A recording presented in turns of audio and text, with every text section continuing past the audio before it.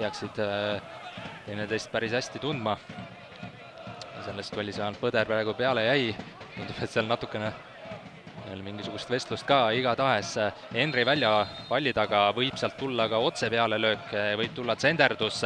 Välja läheb otse löögi peale. Oi, milline värav! Henri välja 15. minutil 1-1. Kui eelmises voorus Aleksander Iljin lõi vaata, et kuu võib-olla isegi hooaja ilusama värava ära, siis Henri välja arvas, et oodake, rahupoisid. Tema jalg on kuum ja seda jalga ta tahab siin sel hooajal näidata ja Henri väljalt suurepärane karistuslöök, superlöök. Evert Grünwald ei saanud Flora väravas mitte midagi aru, aga siit see välja karistus, fantastiline löök. Fantastiline löök. Äge on see Premium-liiga, kui lüüakse selliseid väravaid. No Evert Grünwaldil on põhjust ainult käsi laiutada. No ei saanud seda kätte.